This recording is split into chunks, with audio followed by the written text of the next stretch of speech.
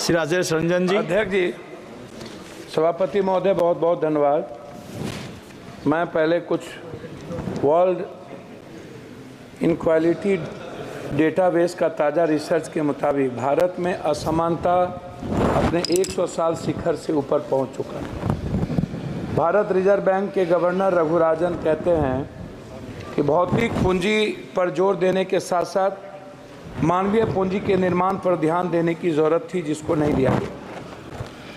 Artificial intelligence की दुनिया का सामना करने के लिए तैयार हो सके, प्रथम फाउंडेशन की प्रकाशित रिपोर्ट 14 से 18 साल की उम्र वाली चौथाई बच्चे साधारण से लिखे हुए वाक भी नहीं पढ़ पाते हैं आज के इस हिंदुस्तान में। कोविड-19 की जगह के बाद स्वास्थ्य और एजुकेशन पर सबसे ज़्यादा यदि किसी को झटका लगा तो वो बच्चों को लगा है। दूसरी सबसे बड़ी बात ये है कि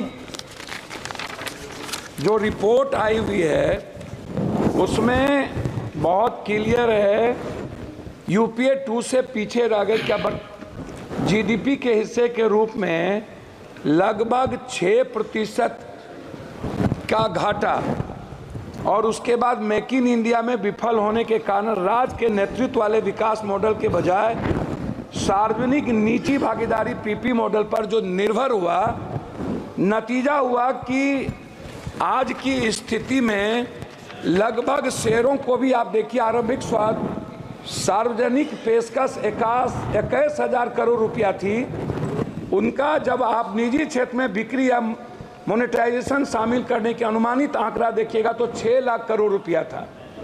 भारत के कार्यबल 20% ही औपचारिक रोजगार जुड़ा हुआ है।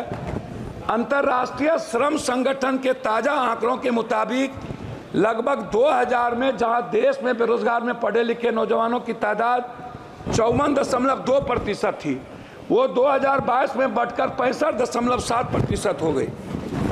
उस तरह दुनिया के कारखानों में तब्दील करने की जो मेक इन इंडिया की सबसे बड़ी बात थी, जिसमें 25 अरब डॉलर मोबाइल इलेक्ट्रॉनिक्स वाली कंपनियों को दिया गया भारत सरकार के द्वारा युवाओं को आगे बढ़ाने के लिए, जिसमें 1.3% भी, ये आंकड़ा मेरा नहीं है, ये आंकड़ा भारत सरकार का है, वो स्थिति इसमें पैदा हो गई कि हमने यूथ को आगे नहीं बढ़ा पाया।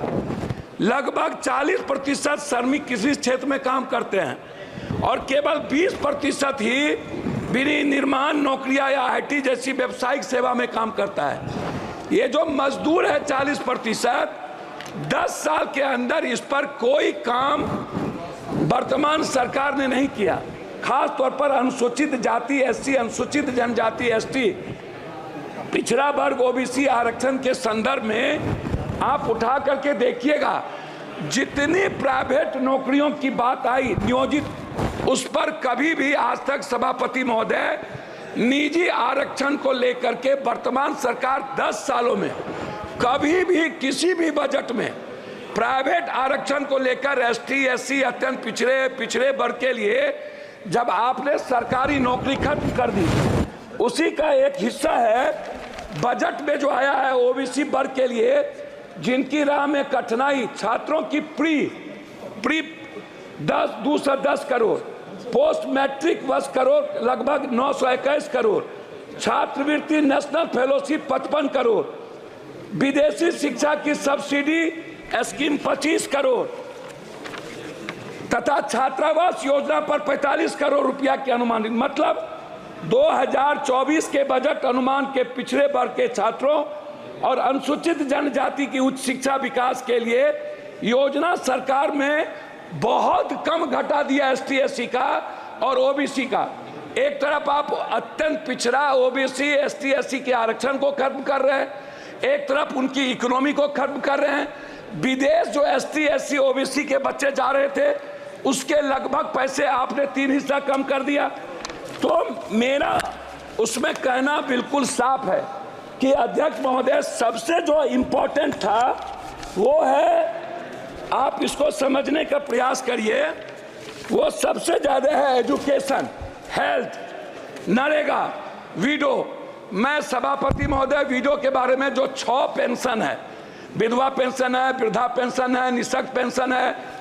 मैं सरकार से जानना चाहूंगा ये 300 रुपया कब तक आप दोगे? 400 रुपया कब तक?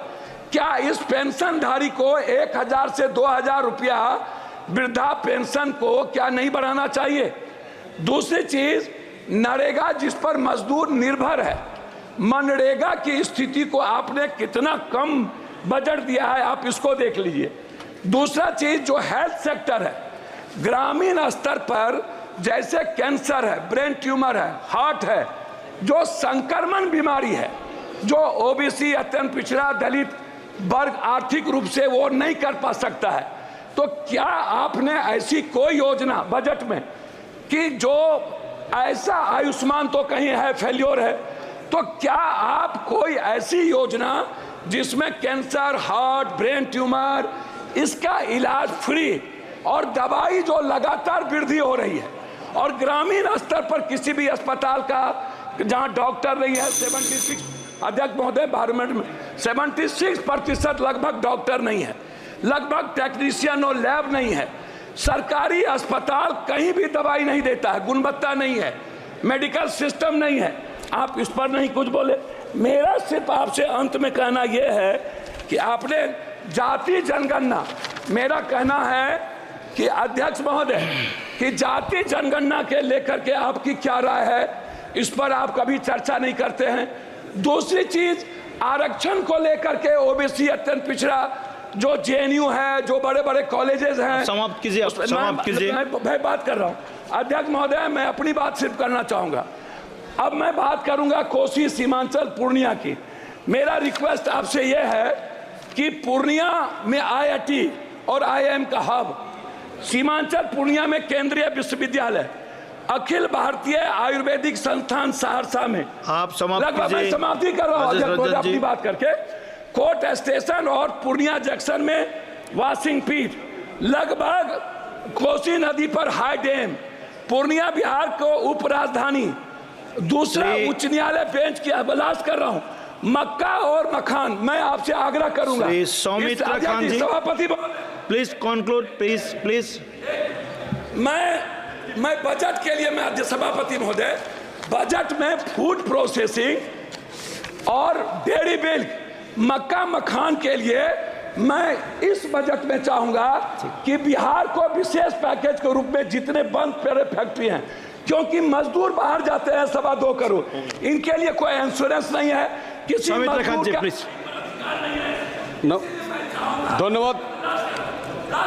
धन्यवाद, प्लीज। धन्यवाद चेयरमैन सर। आज पहले कारगिल विजय दिवस है। आज हमारा देश का प्रधानमंत्री जी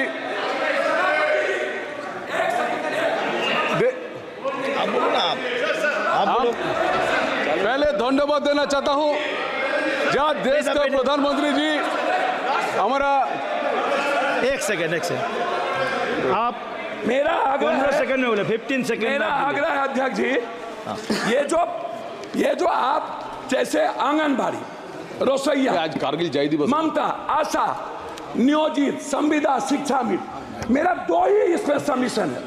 लगातार जैसे अग्निवीर के बारे में ये सवाल उठ रहा है, नियोजित, संविदा, शिक्षा मित्र जो उत्तर प्रदेश में है, इसके खिलाफ ये असमानता है टीचर के प्रति, ये असमानता है एजुकेशन और सम्मानजनक प्रति। ओके, थैंक यू, धन्यवाद सर।